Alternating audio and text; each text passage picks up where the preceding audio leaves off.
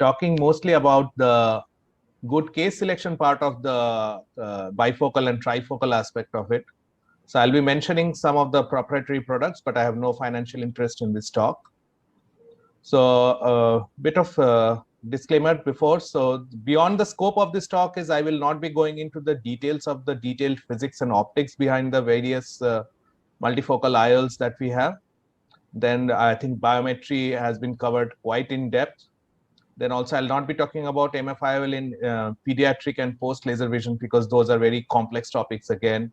I'll not be doing a brand to brand comparison, and also I'll not be talking about how to manage the unsatisfied patient because that I think deserves a talk of its own. So the human eye, as we know, is the perfect optical system. We get both of the best of the focus and the contrast. So there is no IOL currently in the market which is able to replicate what we are seeing with our non-natural human eye optics. So multifocal IOLs over the years, they come close. They offer some multifocality, but at the cost of some contrast loss.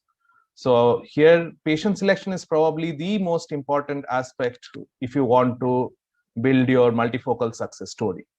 So again, personal disclaimer, I have very small experience with operating on my multifocal IOLs. However, I have been doing a workup for most of the patients in the Shai hospitals. So, and I also spent time mostly with our senior cataract colleagues. So this will be a combination talks about what I have learned personally and what I have discussed with our cataract senior colleagues at the Shai hospitals. So multifocal IOLs are actually quite older than what we would think it is. It's been around almost 30 plus years now, starting with the New View, which was a refractive, and then the 3M IOL, the first diffractive lens in the market. So we have the refractive, which is now sort of out of vogue. The modern lenses are more of the diffractive pattern, which is based on the Huygens principle. So you have this microscopic steps of concentric rings. And then there's the newer extended depth by the Johnson & Johnson. And also the hybrid lenses, which combine the physics of both a diffractive and a refractive to sort of give the best of the vision possible. So this is a very nice chart from one of the review articles. If you look at it, so you have the older refractive lenses, the newer diffractive, and also some of these hybrid lenses. And we have moved from the bifocality to now the trifocals and also the quadrifocal lenses in the current era. And then there is also some extended depth of focus, symphonic being the most common one. And if you look at this graph, it basically shows how each lens performs at distance, intermediate, and near.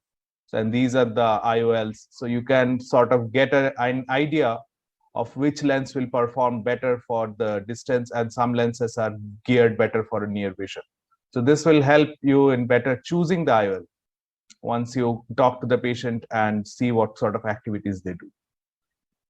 This again is a big chart from Geetangsha and Mahipal sir's article. So it basically shows you all the different physical properties of the various multifocal lenses that we have in the market. What I want to draw your attention is, because the newer lenses, you have these combined refractive and diffractive combination lenses, which are currently the market norm.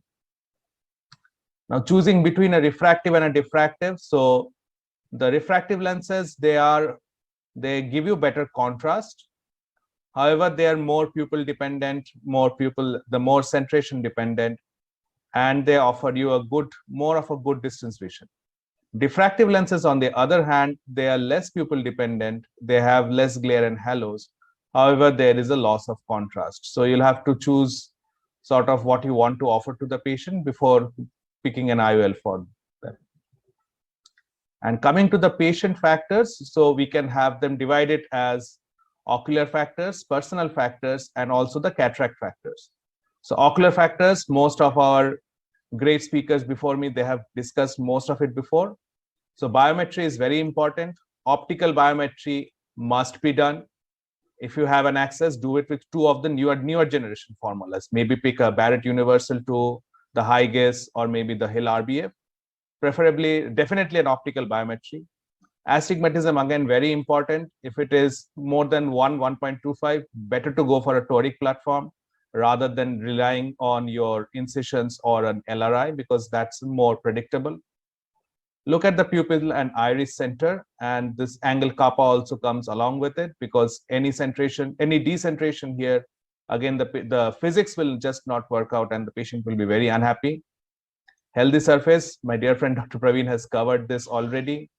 Prior laser vision surgery and multifocal, now this is a extremely very complex situation, and you will have to talk to the patient a lot before attempting to do this.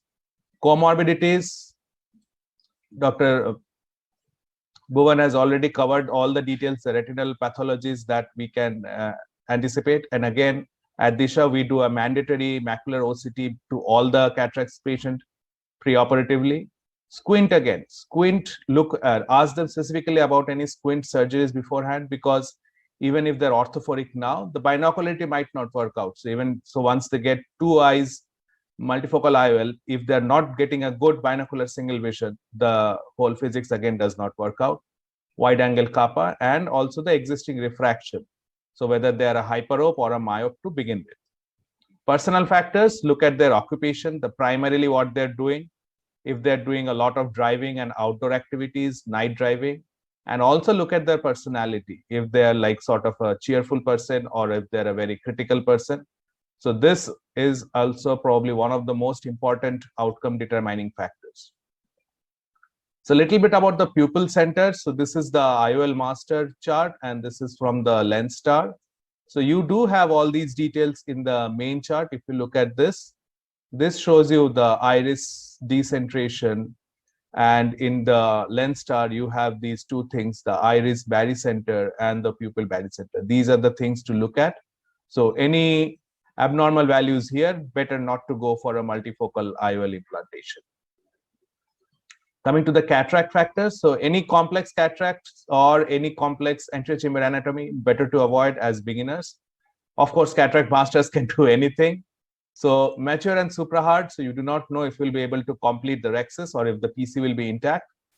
Uveitic eye, again similar. If there's a subsequent episode of uveitis, there will be inflammatory deposits on the lens, just destroying the physics. Small pupil, posterior polar cataract, anterior lens capsular fibrosis, or zonular weakness. These again will not ensure an intact rhexis or an intact centration of the IOL in the long term. So better to avoid. Now choosing the IOL. So this I would suggest go for a platform that you are go from the natural progression from the monofocal to the multifocal platform, because you know the IOL anatomy very well. So you can choose between the bi, tri, quadra, or extended depth of focus. Chromophores, I'm not a big fan of them. I would rather prefer a white lens. Target refraction, so you can have a mix and match. Plate versus round haptics. Foreign lenses, always preferred. And you can always better to go better for a toric correction. Counseling, were most important. Tell them, give them a heads up about the loss of contrast. Tell them that there might be halos and glare, but we cannot predict who will get it. Neuroadaptation is very important. Some spectacle dependence will be there for a few activities. In extreme cases, they might need to do an IOL exchange or an IOL explant altogether. Give them realistic expectations. This is a very nice chart from the ASCRS committee on how to go about multifocal IOLs, and this is more of a personality test more than anything else. So just talk to the patient, and if they are with you and if they're willing to go for any repeat procedures, those are the ideal candidates for a multifocal IOL. Workup, I have already covered most of them. Aberrometry and topography is very important here. And also these are just some additional tools and toys that you can have in your OT. Femtosecond makes it more, all of them, they are just to improve the predictability of your IOL calculation. So in the OT, better to have some backup IOLs. Just one more slide after this. IOL loading is also very important. So finally, to conclude, so before you advise and go ahead in the OT, understand the patient personality, their activity and their needs. Good workup with all the investigations, realistic counseling, most important. biometry and IOL selection. This will be guided by your investigation tools.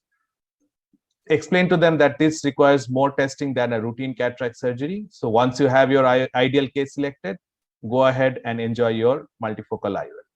Thank you very much.